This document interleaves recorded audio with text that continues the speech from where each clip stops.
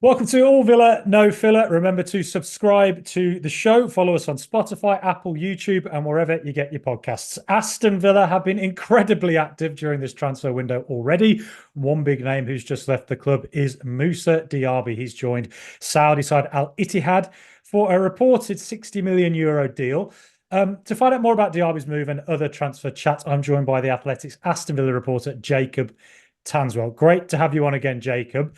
Why have Aston Villa agreed to sell somebody who was pretty important for us last season in Diaby to Al-Ittihad?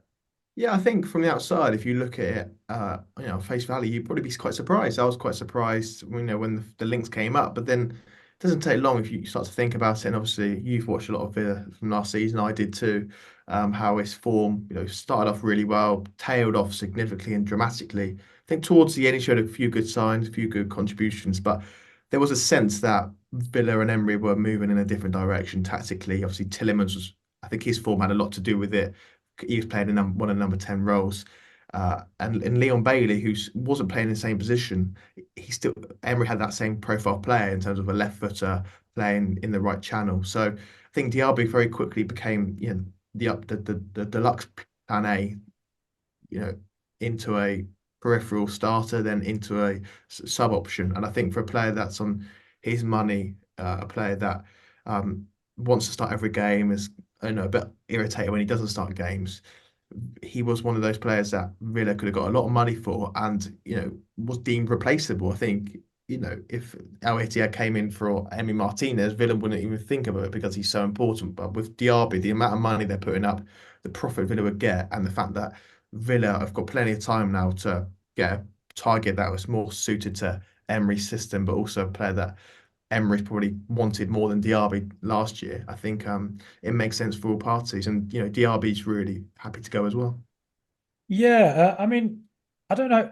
I mean, some of the figures that are surrounding Diaby seem to be very, very confusing, to be honest. I think I've seen about 10 different figures flying around last season for what we bought him for. Some saying 50 million. I think the Athletic might be reporting 34, 35 million. And then on the sale as well, it seems to be various different prices, €60 million here, $65 million there. Do you know any of the exact figures for what we bought him for and what we sold him for? Yeah, I think we've reported consistently that even last year when Villa signed him, it's 34.3 plus add-ons. That was from David Ornstein initially.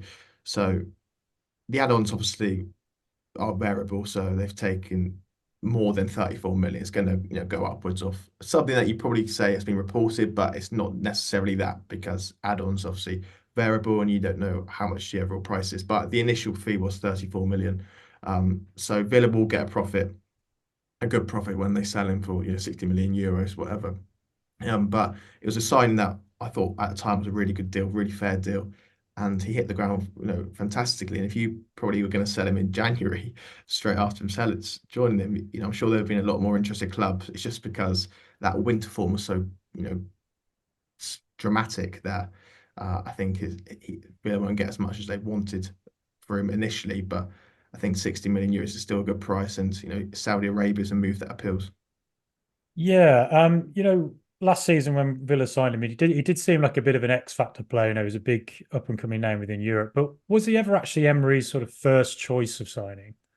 No, Nico Williams was the first choice, but I think the package was extortionate in terms of player salaries a lot, but also the release clause as well.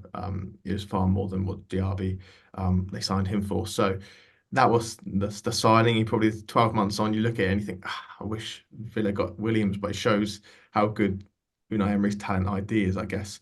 And also Joao Felix was a player that Emery loved for a number of years, dating back to his first window in January. I think Emery would have loved him there, but Villa have a very different position now, and Felix obviously chose to go to Chelsea instead.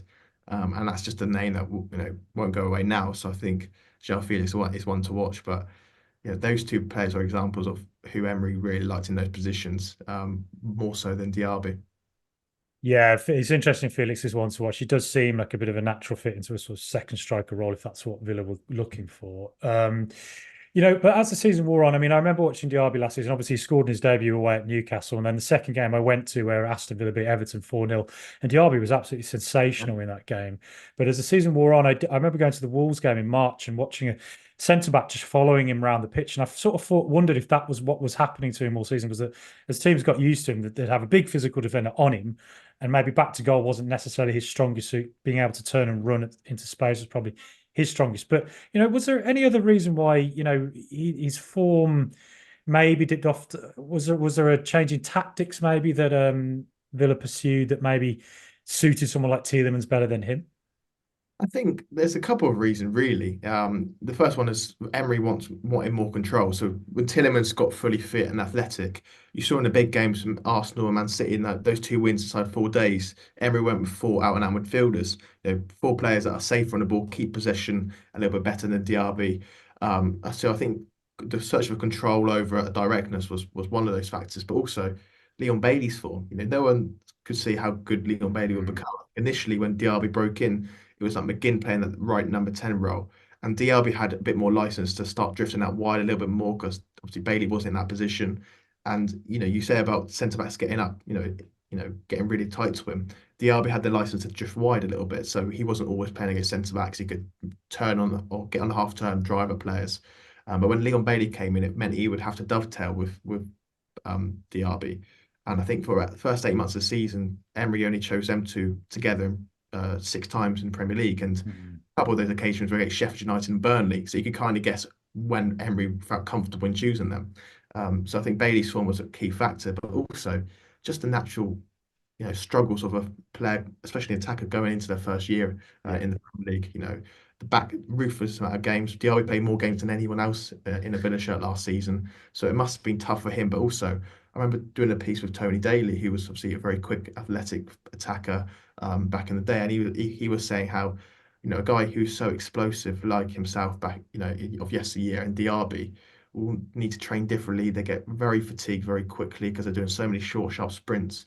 Then maybe I think that could have played a factor. And like you say, that Wolves game was a good example, but there was other games where he just looked short of sharpness, and I think his confidence dipped as well. He wasn't taking the same amount of risks as well. So I think Diaby did fine in his first year. I would have loved to see a second year, but at the same time, you could see why potentially there's a parting of ways.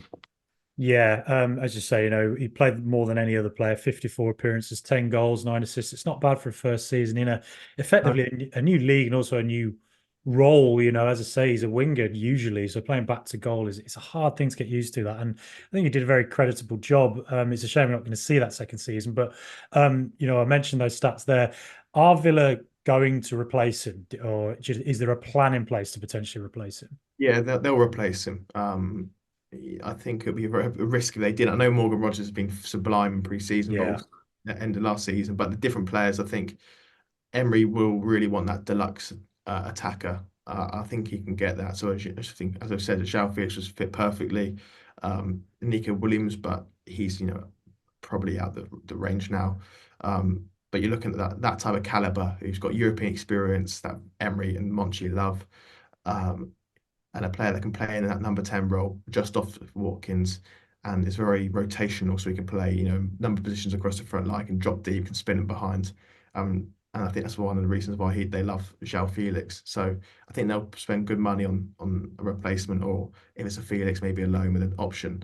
And you've got to remember as well is that Zaniolo's obviously left as well, and he was one of those positions. So Villa would need to strengthen that role. And then I'm sure we'll come on to it. But then you look at then Durán, you think if they get a Joao Felix, do you need another striker, or can Joao Felix dovetail if Watkins is not fit there? So I think they'll spend good money, and I think they put a lot of money towards that position. Yeah, you mentioned Duran there. That was going to be my next question. What is the latest on him?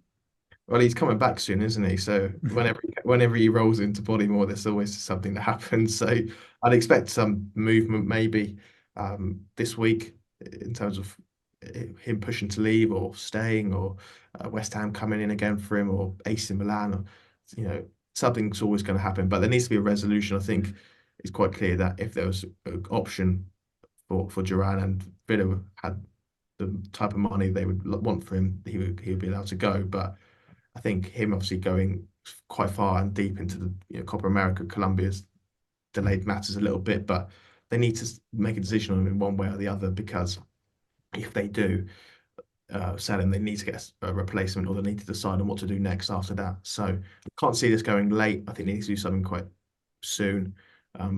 But Duran's got a noise about him, hasn't he? When he comes back into Bodymore, something will happen, I'm sure. Yeah, I get that feeling. And Anana as well, Amadou Anana from Everton, reported £50 million fee agreed there. What's the latest? He hasn't yet officially signed with Aston Villa, but it looks like that's going ahead. Yeah, I'm not sure when this will come out, but maybe it will be done by then. I think it's obviously they just had to wait for him to return from his holidays, and that's obviously why the delay's been since David Johnson broke the story a few weeks ago. So I think it's a good signing. Villa wanted that midfield upgrade. They obviously got a lot of options in midfield now, obviously after Barkley and Barrensia, but they needed someone that could really come in straight away and replicate the role of Douglas Luiz, and Anana would do that. I think he's a really talented player, and hopefully he'll get announced, by the time people listen to this. Yeah, who knows? It probably will be out actually. But Aston Villa, will they continue? Well, I mean, they've been incredibly active already. I think maybe the most active in world football. I'm sure your job's been very, very busy these last few months. But how much more active will Villa be during this window? Is their business largely done, or is there still more to come? Sure, I think anyone can be entirely sure, because you don't know who's going to leave. I think it's a lot of potential departures. Hmm. The younger lads, but also the senior players. So you're looking at Luca Dean, Alex Moreno, Dendoncker as well. Those type of players, and you think Villa will have to consider whether they want to move them on.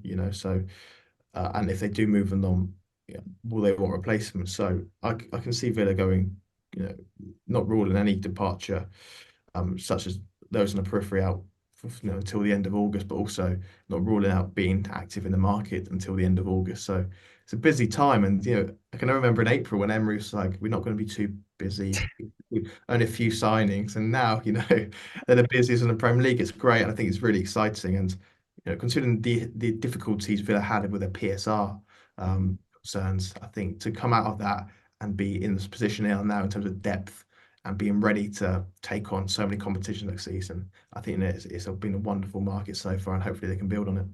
Yeah, and just one more question, kind of sort of relates to PSR actually. Villa have signed a lot of young players with high upside, and that trend seemed to start with Costa and Nedeljkovic in January, as well as Morgan Rogers, both in their early 20s. I think Nedeljkovic is a teenager still.